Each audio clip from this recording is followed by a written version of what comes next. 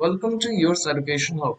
So today we are going to start with a new chapter, which is the biological classification, which is the second chapter from class 11 CBSE as well as from the NEET point of view. So this is the lecture 1. So let's start with the chapter. So if you have ever downloaded a Telegram app from Play Store or iOS, then join our Telegram channel. All kinds of PDFs, tests, workbooks, notes will be uploaded in this channel, and the link of the Telegram channel is being given in the description box below. So join the channel soon as possible. So let's start with the chapter. So what is biological classification? So this is the basic concept or the basic question of the chapter, which is the biological classification. So the biological classification is a scientific procedure of arranging the organisms in their hierarchical series of groups and subgroups on the basis of their similarities and dissimilarities. Now biological classification is a kind of scientific procedure, and it is used to arrange the organisms in their hierarchical series of groups and subgroups on the basis of their similarities, among the similarities of the animals and also with their dissimilarities. Now many biologists, many zoologists have been contributed this method of classification. Now this method of classification took years for the classification of these animals, but the to decide the most fundamental characteristics of the classification. Now there should be to having a fundamental characteristics for the classification.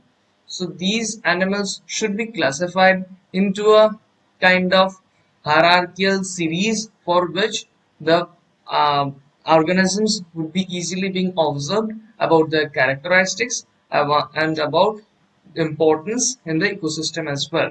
So this was the biological classification. Hope you have understood the biological classification, which is the most and the first part of the chapter. So let's move to the next slide. So the first system of classification was done by Aristotle, who was a Greek scientist, and Aristotle was a having a classification which he simply did on the scientific basis. He observed the different kinds of physical characteristics of the different animals, different plants, and on the basis of which he developed a classification. Now let's read what it defines. So Aristotle developed the first system of classification of animals. He based his classification system of observations of animals and used physical characteristics to divide the animals into two groups and then into 5 genera per group and then into species within each genus. So this was his technique, or this was his classification of the classifying the different organisms.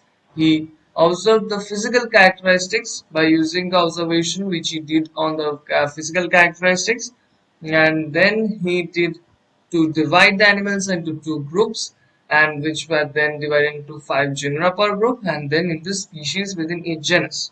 Now, Aristotle's two major groups of classification are dependent on whether or not they have red blood.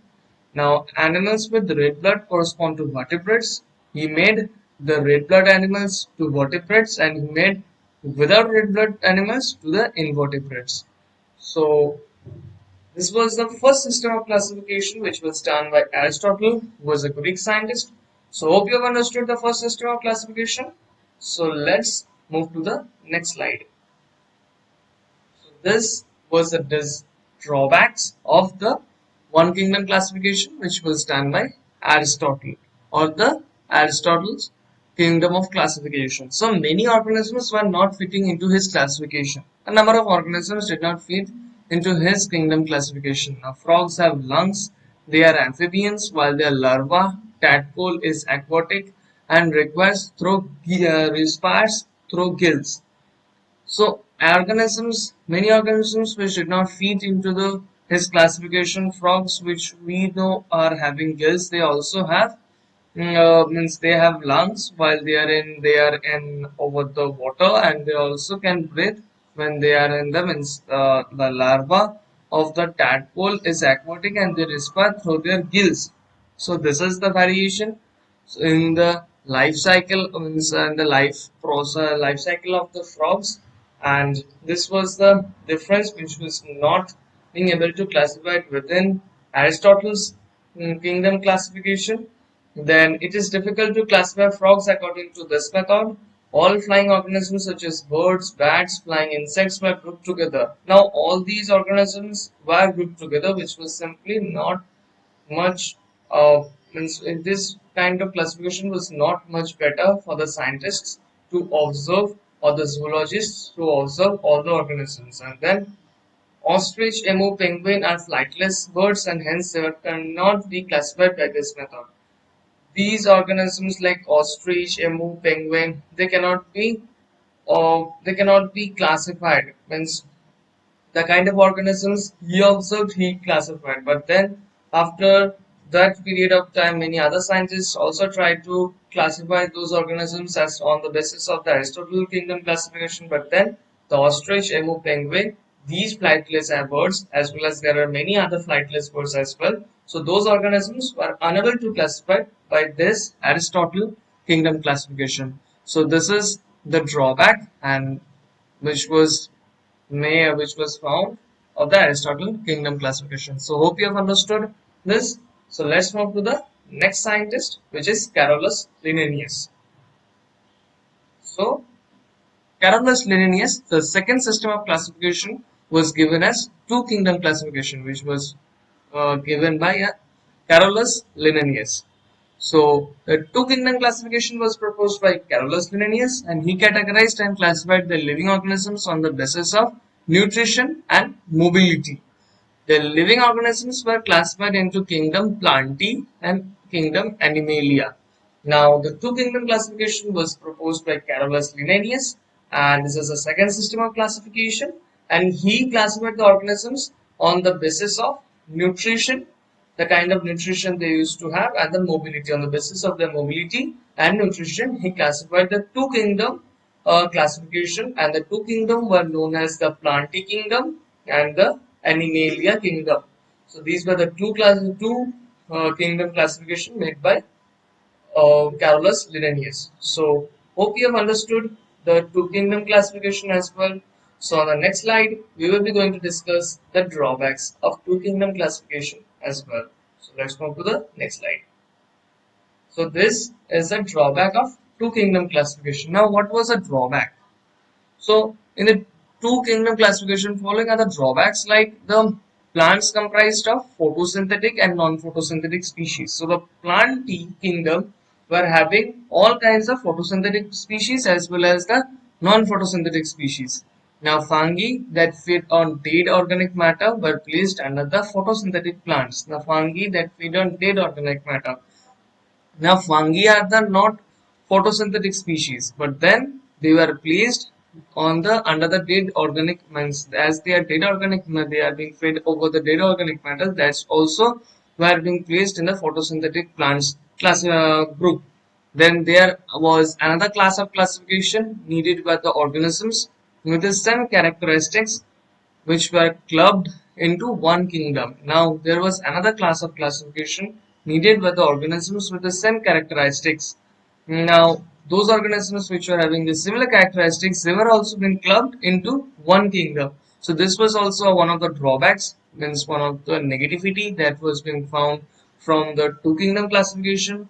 And the system did not distinguish between the eukaryotes and prokaryotes. The eukaryotes and prokaryotes, the system was unable to distinguish among them, and then unicellular, multicellular, and photosynthetic and non-photosynthetic organisms. This system was unable to classify or unable to distinguish between the type of organisms like eukaryotes, prokaryotes, and then unicellular and multicellular, and then photosynthetic and non-photosynthetic organisms. Now, there are some organisms which neither fall into plant nor animal kingdom like leeches. These were also these were this kind of organisms like leeches was unable to classify in this two kingdom classification. These are the total drawbacks which were being found from the two kingdom classification proposed us by Carolus Linnaeus. So hope you have understood the drawbacks of the two kingdom classification. This is a chapter which is having very confusion. This chapter is may cause some confusion on the concepts which were being given by different scientists. So learn the chapter and understand each and every concept by heart, because if any kind of concepts are being confused, then it will cause problems while in the exams. So take all the snapshots of these as notes and help yourself to be a successful in exam. So let's move to the next slide and discuss about the three kingdom classification. So this is the three kingdom classification which was given by Ernst Haeckel. Now three kingdom classification was the third system of the classification, and this classification was having the Animalia, Plantae, as well as another classification which was Protista. So let's discuss what Ernst Haeckel uh, gave the classification system. So in his classification scheme, Linnaeus recognized only two kingdoms of living things, that was Animalia and Plantae. At that time, microscopic organisms had not been studied in detail. Either they were placed in separate category called chaos, or in some cases, now they were classified into plants or animals. Then in the year 1860s, a German investigator, Ernst Haeckel, proposed a three kingdom system of classification. Haeckel's three kingdoms were Animalia, Plantae, and Protista. Now, he very much accepted, means Ernst Haeckel, the scientist and also an investigator from Germany, he very much accepted and very much voted the Animalia and Plantae kingdom, which was given by Linnaeus. But then the culture of the microorganisms were not much there in the society at that time. But in his time, he classified the microscopic organisms as well, and that's why he made another classification. He made another classification which was comprised of three kingdoms, which was Plantae kingdom, Animalia kingdom, and he comprised in the kingdom as the Protista kingdom. So these were the three kingdoms which were being given by Ernst Haeckel, and members of the kingdom Protista included the protozoa, microorganisms like protozoa, microorganisms like fungi, microorganisms like bacteria, and other microorganisms as well. Haeckel's system was not widely accepted, but the system which was given by Ernst Haeckel was not widely accepted. This was a problem, and however, and microorganisms continued to be classified as plants. But before the classification of Ernst Haeckel, the microorganisms were either classified in plant kingdom or in the Animalia kingdom. But then, after his discovery as well, his this classification was not being accepted, and then after also the microorganisms were being continued to be classified as plants, for example bacteria and fungi, or animals, for example protozoa. Then after that also they were being classified in the plants and animals group. So this was all about the three kingdom classification and the third system of classification which was given us by Ernst Haeckel. So hope you have understood the three kingdom classification. So let's move to the next slide and discuss about the drawbacks of this three kingdom classification. Now these are the drawbacks. Now no separation of prokaryotes and eukaryotes. Thus criteria was not being continued from the Carolus Linnaeus period. Until then, after Ernst Haeckel as well, this criteria was not being done within this classification system of classifications, and both unicellular and multicellular are classified under Protista.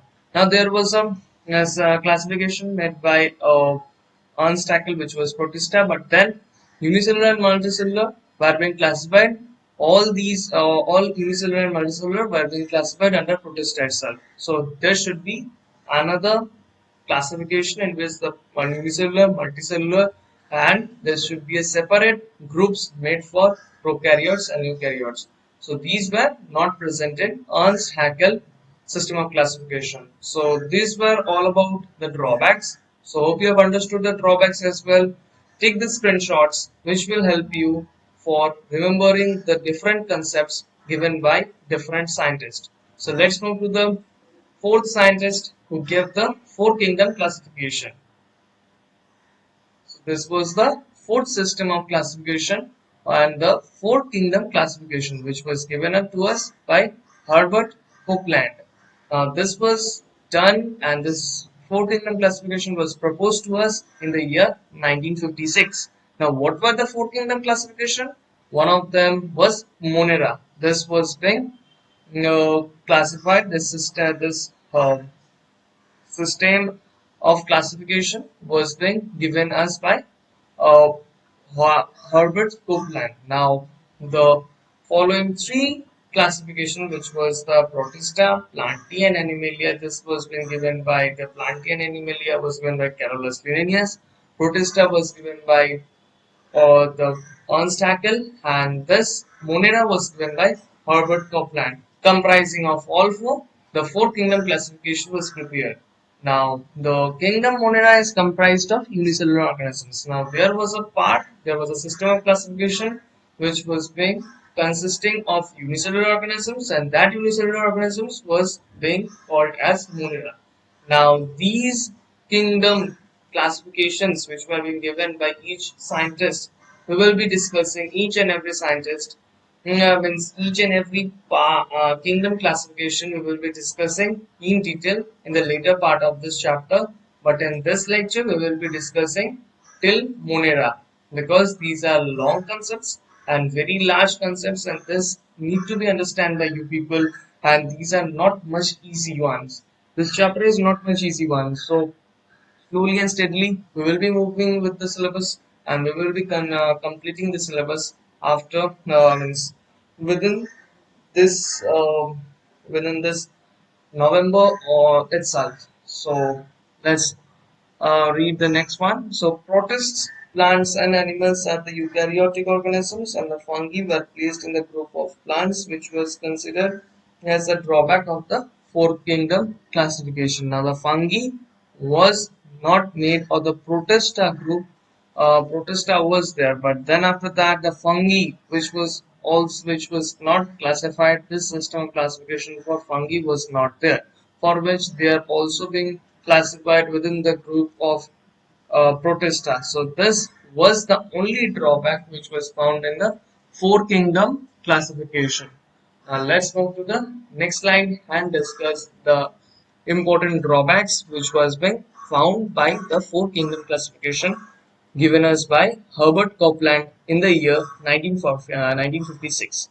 So let's move to the next slide. Hope you have understood the four kingdom classification and the fourth system of classification. So this is the drawback of the four kingdom classification. Position to kingdom fungi works still not given in this classification system as well.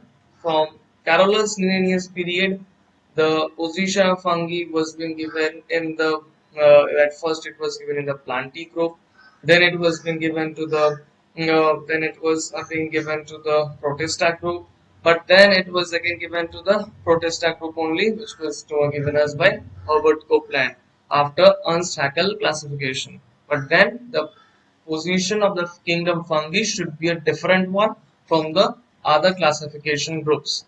Now, even after organisms were divided on the basis of cellular and multicellular basis, some organisms won't follow this criteria also. Now, even after the organisms were divided on the basis of cellular and multicellular basis, some organisms won't follow this criteria also. Means each and every organism, we have said previously, only some organisms having some exceptional cases. Now, those exceptional cases we also need to maintain while we are classifying the organisms.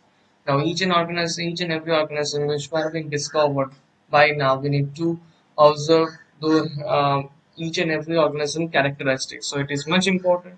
So we need to see. So that's why this criteria was also not fulfilled by Herbert Copeland. Now viruses were not given place in this classification system. Now viruses where the Herbert Copeland did not mention about this.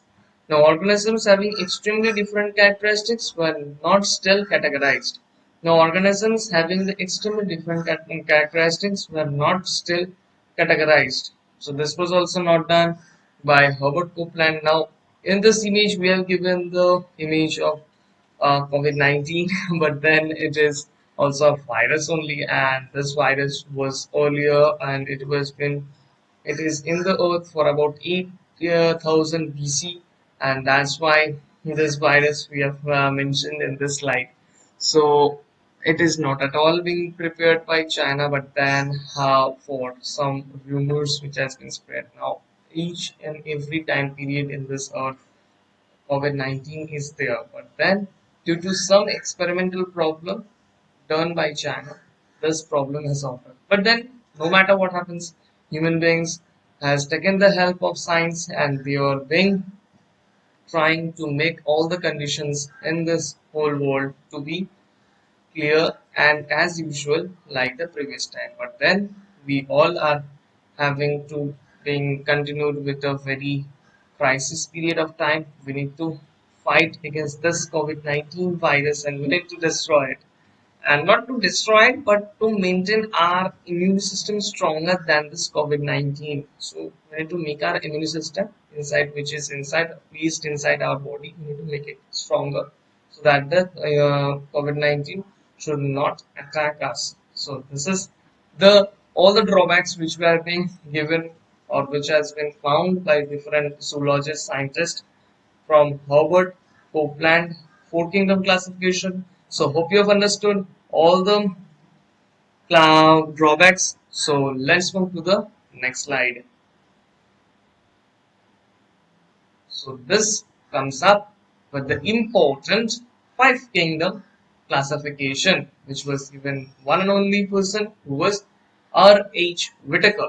Now this classification was given in the year 1969, and he accepted the kind of classification that was given by Carolus Linnaeus. He also accepted the kind of classification that was given by Ernst Haeckel, and he also accepted the kind of classification given by Herbert. So this was the classification, and taking all the kinds of classifications, he made up the Five Kingdom classification, in which he also given another classification which was the fungi. So let's start what it defines. Now the system of assembling the organisms into groups or sets on the basis of likeness and variances is called a classification. Now what is classification? The system of assembling. Now we need to assemble all the organisms.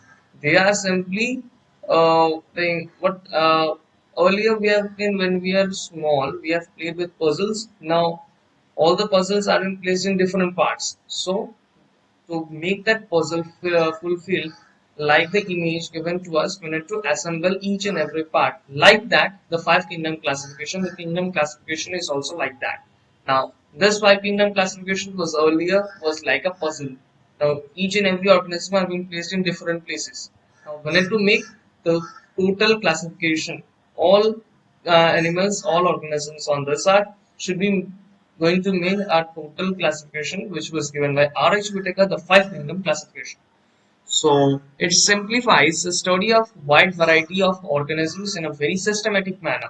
Now it is trying to simplify the study of the wide variety. Now as organisms are being discovered, all the organisms should be studied and should be classified in a systematic manner, or else there would be problem for the scientist and zoologist to tell or discuss about the variations, about the characteristics, about the different kinds of nature of the each and every organism. Now, R.H. Whitaker proposed a Five Kingdom classification in the year 1969, and this classification was based upon certain characteristics like mode of nutrition, which was given in the thallus organization. He also taken the criteria of having the cell structure, phylogenetic relationships between the organisms, and the reproduction. So this form of kingdom classification, which includes as five kingdoms, which were Monera, Protista, Fungi, Plantae, and Animalia. So these were all total five kingdom classification, which was given at last by R.H. Whitaker.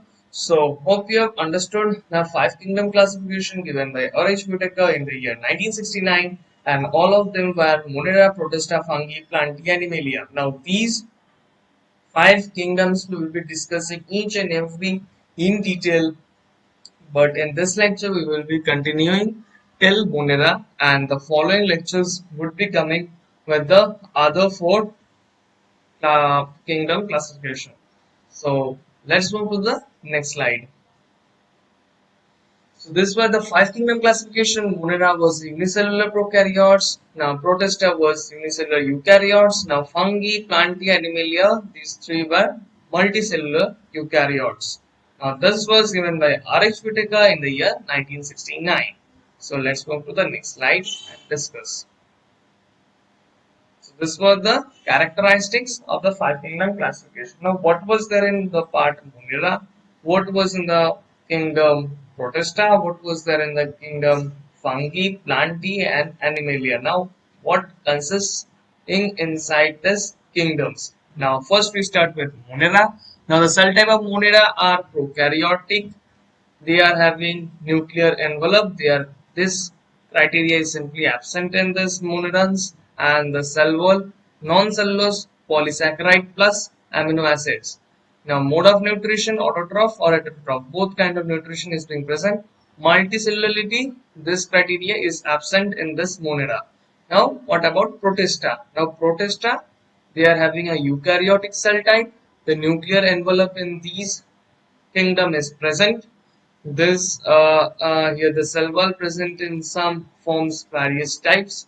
Now mode of nutrition, there is photosynthetic as well as heterotroph as well as combination as well. Now multicellularity absent in most forms. Now this criteria is also being absent in most of the organisms. Now fungi, the next kingdom. So cell type is eukaryotic, the nuclear envelope is very much present, and the cell wall is chitin. The mode of nutrition is absorptive heterotroph, multicellularity, which is present in most forms. So this fungi is multicellularity is presenting in most of the organisms. Now Plantae, the cell type of these organisms are eukaryotic. The nuclear envelope is very much present in Plantae. Cell wall is also very much present by having cellulose and other polysaccharides. The mode of nutrition is one and only photosynthetic, and the multicellularity present in all forms. All the organisms in Plantae which are being classified inside Plantae group, all the having multicellularity. Now the last and the final one kingdom is kingdom Animalia. Now the eukaryotic cell type is present in the all the organisms in the Animalia. Now the nuclear envelope is present, and cell wall is not present, which is basically absent.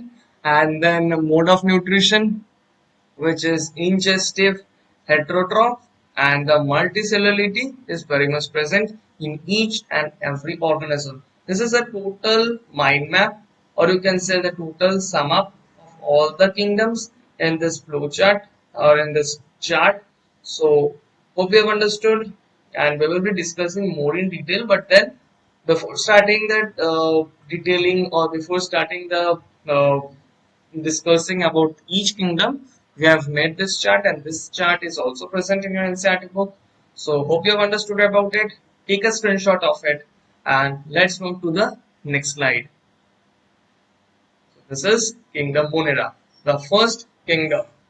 So Kingdom Monera belongs to the prokaryote family. Now this kingdom belongs to the prokaryote family, and the organisms belonging to this kingdom do not contain a true nucleus. They are having the nuclear membrane, but they are not having a nucleus inside it. they are having just a nuclear membrane. But then these are the oldest known microorganisms on Earth. Their DNA is not enclosed within the nucleus. Now, theirs are oldest. These are the most oldest microorganisms on Earth. They were the first one, and their DNA is not enclosed within the nucleus. So DNA is not enclosed within the nucleus because they do not have the nucleus only. But then the DNA is simply in the cytoplasm of the viscous liquid part of the cell. Now they are unicellular. One cell is then present in these organisms and found in mostly in the moist environments. Now the environments or uh, uh, the structure of the environment where is having a lot of moisture, they used to seen in those parts, and they are found in hot springs, places like hot springs, snow, deep oceans, or as parasites in other organisms. They can also be found as parasites in other organisms as well. Now monorans do not possess any membrane bound organelles. Now they do not have any membrane bound organelles, or the organelles are simply free in the viscous liquid part of the cell. So, hope you have understood the kingdom Monera. This is the first kingdom classification, and this is the also the most important as per the exam point of view.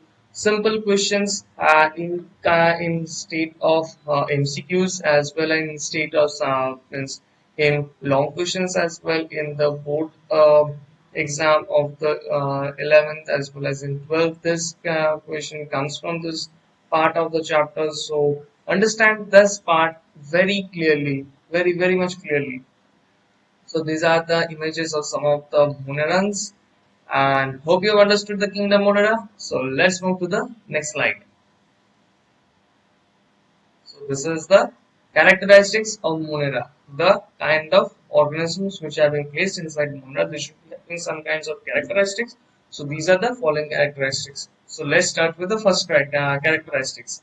The monorans are unicellular. We all know still till now we have been discussing with this only, and monorans are unicellular organisms. Now they contain 70 ribosomes.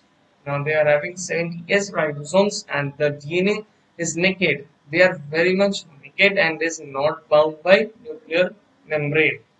Then it lacks organelles like mitochondria, the food factory is not present, lysosomes are not present, plasty is not present, Golgi body is not present, endoplasmic reticulum both smooth, rough, not present, centrosome not present. They reproduce asexually by binary fission according to the criteria by which they reproduce is asexual and nature, and they are having a binary fission or body, and then the cell wall is rigid and made by peptidoglycan, and then flagellum serves as a locomotory organ for it helps in locomotion of the monerans, and these are environmental decomposers. Now monera are some environmental decomposers, and they show different modes of nutrition such as autotrophic, parasitic, heterotrophic or saprophytic. Now these are monerans can be not maybe can be autotrophic. There are parasitic as well as heterotrophic and saprophytic as well. So these all are the characteristics of Monera. Understand by heart and take a snapshot of it. These are the most important parts of the classification called Monera. So understand about it, and we will be discussing the type of Monera which are being present. So hope you understood about the characteristics of Monera. So let's move to the next slide. So these are types of Monera. So Monera is being divided into two parts, two branches, which are Eubacteria and Archaebacteria, or the Archaebacteria. Now from Eubacteria there are two branches. Now Eubacteria is also known as true bacteria. Now the two branches are heterotrophic bacteria and autotrophic bacteria. Now from autotrophic bacteria there are two branches, which is chemoautotrophs, which is the sulfur bacteria is also known as, and photoautotrophs, which is cyanobacteria is also known as. Now archaebacteria or the archaebacteria is having three branches, which is halophiles, salty areas they lives in, thermoacidophiles, they lives in hot springs, and methanogens that lives in Martial years. So this is the total mind map as well as a flowchart of the types of Monera. Take a screenshot of it, and this will be also an important question from the types of Monera can come in your exams. So let's move to the next slide. So this is the type of Monera which we are starting with, eubacteria. So eubacteria is literally means true bacteria. Now they include all bacteria except for archaebacteria or archaebacteria. The first and the earliest most bacteria, archaebacteria. Now these bacteria form the domain bacteria. So we have been discussing in the previous chapter about the taxonomical categories, that from species, genus, class, order, so kingdom. Then those taxonomical categories, the last one and the bottom one, the biggest one is the domain. So in domain category, this is known as the bacteria, but previously it was known as domain eubacteria, but now it is totally known as a domain bacteria. Now it is one of the three domain systems of classification. The other two are domain archaebacteria. Now archive. So now and domain eubacteria, the eukaryotes, the eubacteria are prokaryotic organisms and predominantly unicellular and with DNA in single circular chromosome. Now, and with DNA with the single circular chromosome, cellular cell wall, and when present is made up of the peptidoglycan, and then examples are E. coli, Staphylococcus, then Salmonella and Lactobacillus. So these are the examples of eubacteria. And then eubacteria are the prokaryotic microorganisms consisting of single cell lacking a nucleus and containing DNA and is a single circular chromosome. Eubacteria can be either gram negative or gram positive. They have economic, agricultural and medical importance. They include as lactobacilli and azospirillum. So this is the total eubacteria concept. So they are from the domain bacteria. It is one of the three domain systems of classification. This is one of the three domains of systems of classification. In the other two are the domain archaebacteria and domain eukarya. So this is the domain bacteria from where it is coming from, and the new bacteria, the prokaryotic organisms, and then they are the predominantly unicellular. They are all the organisms in this prokarya on this eubacteria domain. They are having all the organisms are unicellular or single celled, and they are having with DNA which is very much naked and in a single circular chromosome, and cell wall when present is made up of the component by which the cell wall is being made is peptidoglycan, and the examples of eubacteria are E. coli, Staphylococcus, and Salmonella, and then Lactobacillus.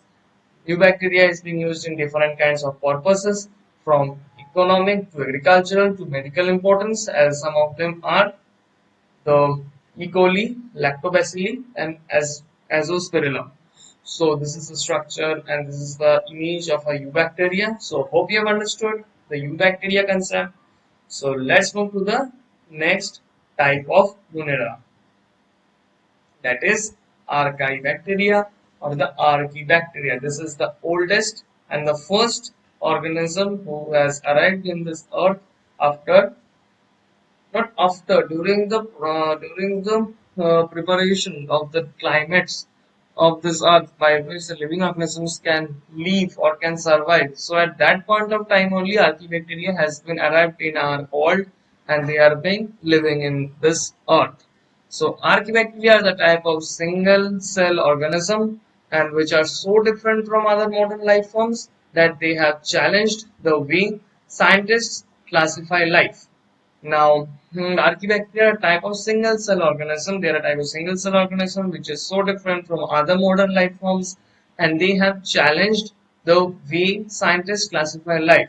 Until the advent of sophisticated genetic and molecular biology studies allowed scientists to see the major biochemical differences which has been done between the archaebacteria and the normal bacteria. Both were cell organisms, both were considered to be a part of the same kingdom of single-celled organisms. Now they were being done a biochemical difference, major biochemical differences between the archaebacteria and the normal bacteria, and among which considered to be a part of the same kingdom single-celled organism. That means the same kingdom of the unicellular organisms.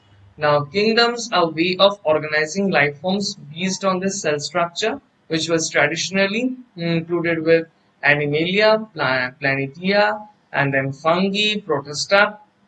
Now, this was made for the single-cell eukaryotes and Monera, which was once considered to hold all forms of prokaryotes. So, this was done to once considered to hold all forms of prokaryotes.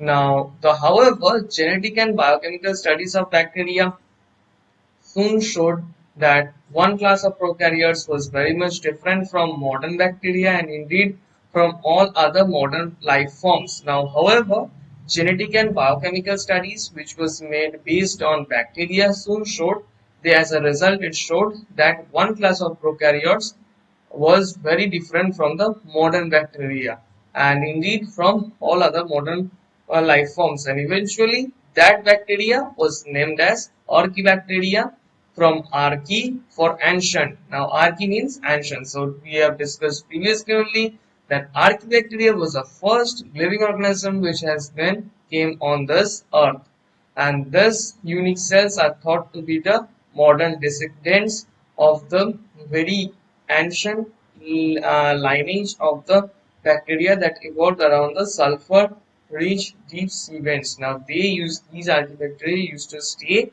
in the sulfur-rich deep sea vents places. Now, this is the total concept of archaebacteria. So, hope you have understood about it. We have discussed about its characteristics. We have discussed where it lives. We have discussed when the archaebacteria came into this earth, and we have discussed about the major biochemical differences with the archaebacteria as well as with the normal bacteria. So, hope you have understood about it. Take a screenshot of it. It's a very important concept. So, let's move to the next slide. This is a type of eubacteria. Now we come to the branches of eubacteria. That is, one is heterotrophic and one is autotrophic. So let's start with the heterotrophic bacteria. Now heterotrophic bacteria derive energy from organic compounds. Now the widely distributed and most abundant forms, they may be aerobic or anaerobic as well. They are omnipresent and found in the food, soil, water.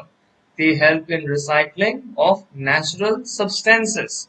Now, they are mostly responsible for the decomposition of organic matter, and they also live as a parasite and cause various diseases in plants, animals, and humans. They are also present as a symbiont in the organisms. Rhizobium is the root nodules of legumes. Now, heterotrophic bacteria derive energy from organic compounds. They used to derive their energy from organic compounds, and they are widely distributed in most abundant forms. They are widely being distributed, and they may respire by aerobic, and they can also respire by anaerobic as well, and they are omnipresent and found in food, soil, water, and they help in recycling of the natural substances. Now, they are mostly present in the responsible for the decomposition of the organic matter which occurs, and then they also live on the parasite and cause various diseases. Now, different kinds of diseases are also done by heterotrophic bacteria as well. In plants, animals, and humans, they are also present in symbiotic organisms. So, they also are present in symbiotic organisms like, for example, Rhizobium bacteria, which is present in the root nodules of legume plants. Now, bacteria are used for making curd. So, bacteria plays an important role for making different kinds of things in our everyday life. It helps in making curd. It helps in the preparation of the antibiotics. It helps in the agricultural purpose like nitrogen fixation as well. Now, heterotrophic bacteria can decompose organic matter such as cellulose, keratin, lignin, chitin, etc. Cellulose is being present in very much hard, which is present in the tree trunks, and means the tree in the cellulose is present, and then keratin is present in our nails and hair of the human beings as well as in other organisms. Lignin and then chitin. Chitin and lignin helps in the cell wall. So these have an important role play in the decomposition of this organic matter as well. Now these organic matter doesn't get decomposed in the normal conditions unless heterotrophic bacteria comes in state. Now, this in plants heterotrophic bacteria we know as citrus canker, which is Xanthomonas axonopodis. Now, the crown gall that is Agrobacterium tumefaciens. The next is blight of beans, which is Xanthomonas campestris, and in animals heterotrophic bacteria are found as cholera, the major deadly disease which was most deadly disease 100 years ago. Vibrio cholera, now typhoid, this was also a very deadly disease which is Salmonella typhi, and tetanus, Clostridium tetani. These three vaccines are given to us when in our early stage, which helps our body. This makes our body immune system to fight against this kinds of heterotrophic bacteria. They are very much harmful and can cause death in human beings as well. So hope you have understood the type of the eubacteria. The first type of eubacteria, which is heterotrophic bacteria. Where we have also discussed the which are the heterotrophic bacteria present in both plants as well as animals, and we have also discussed that the usefulness of heterotrophic bacteria as well. So hope you have understood. So let's move to the next slide. So the next part and or the branch of the second part of the eubacteria is the autotrophic bacteria.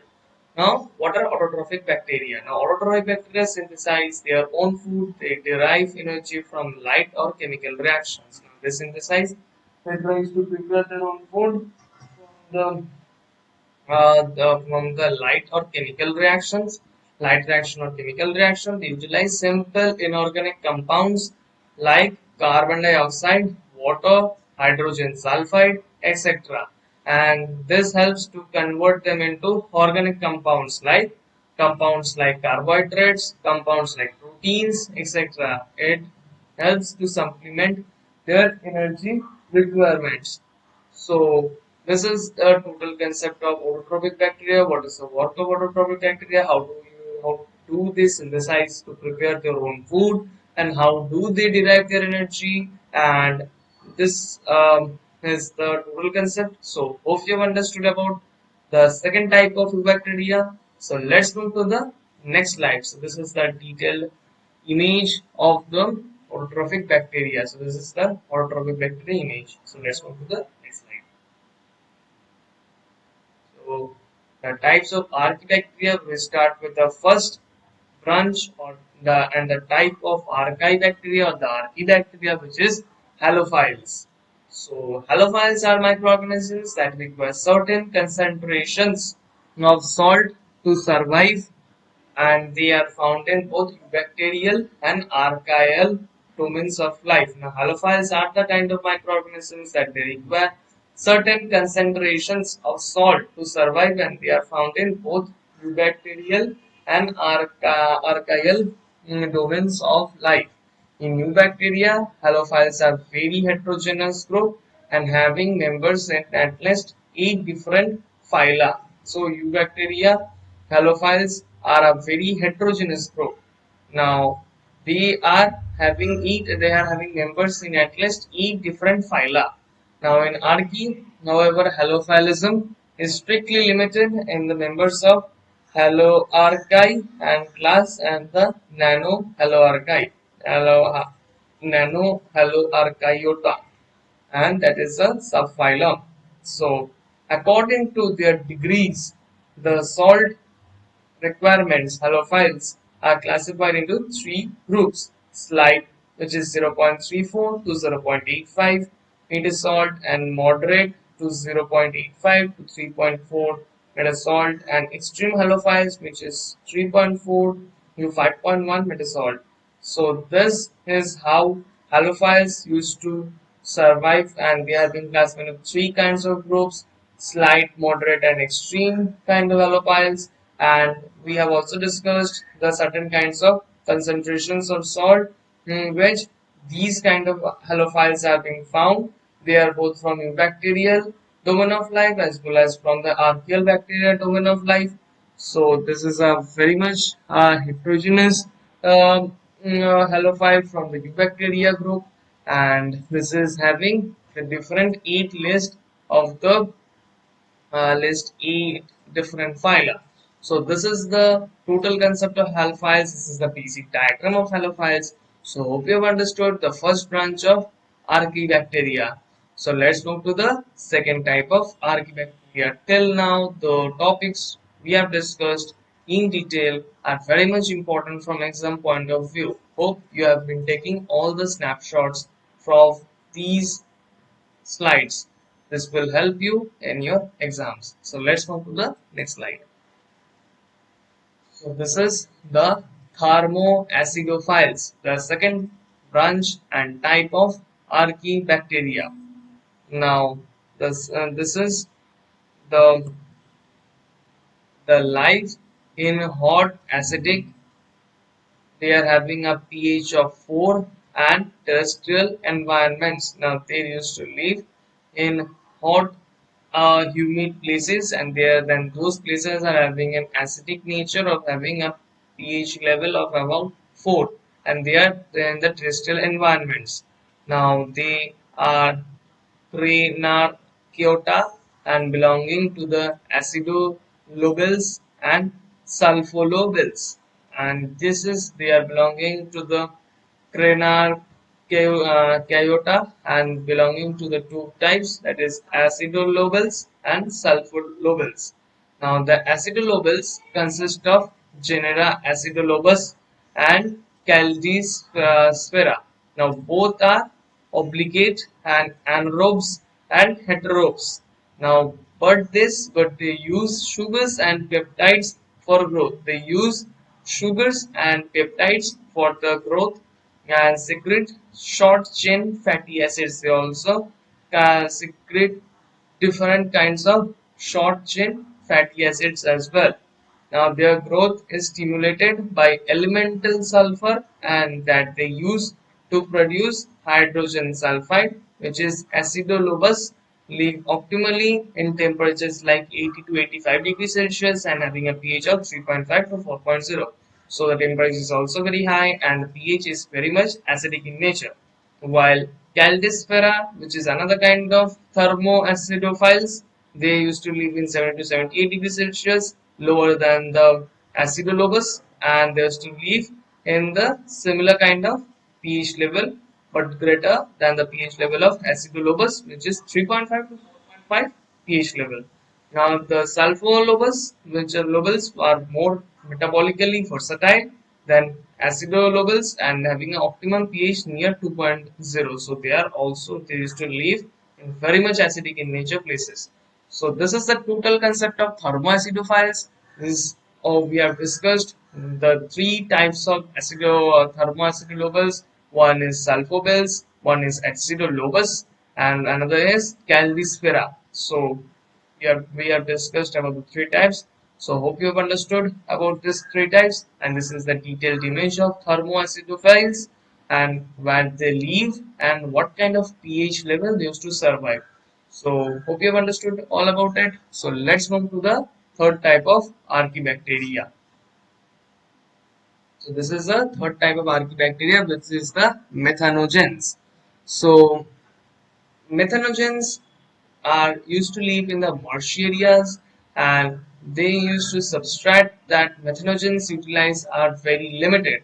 The substrates that the methanogens utilize is very much limited, and in the industrial process of anaerobic digestion, the usual substrates of methane formation are only hydrogen and carbon dioxide, or formed by hydrogenotrophic methanogen or acetate by acetoclastic methanogen produced via acidogenesis and then all known methanogens belong to the archaea and are strict anaerobes. Now all known methanogens which are being found, they belong to the archaea and they are having a strict anaerobes. Several hydrogenotrophic methanogens has been isolated and they are being categorized in such as the methanobacterium, methanobrevibacter, methanospirillum, and methanococcus, and methanogenium, and methanoceuleus. So these are the categories in which the several hydrogenotrophic methanogens are being classified and they are being isolated. So the removal of hydrogen by hydrogenotrophic methanogens is indispensable for centrotrophic acidogenesis of higher organic acids to proceed because the total reaction becomes exergonic by coupling with acidogenesis and methanogenesis. So this is when the removal of hydrogen occurs by the hydrogenotrophic methanogens is indispensable by synthesintrophic and acidogenesis of higher organic acids which makes to proceed because of the total reaction because exergenic by coupling with acidogenesis and methanogenesis. For example, there is a change of Gibbs free energy when oxidization and then of proportionate is coupled with the hydrogenotrophic methanogenesis. So, for example, change of Gibbs which occurs in the free energy when oxidization of the proportionate is coupled with the hydrogenotrophic bacteria means of the methanogenesis bacteria. So, hope you have understood this concept of methanogens and they are very much important and we have discussed about the several hydrogenotrophic methanogens which have been isolated and has been categorized in categories. So hope you have understood about it and this is the detailed image of methanogens.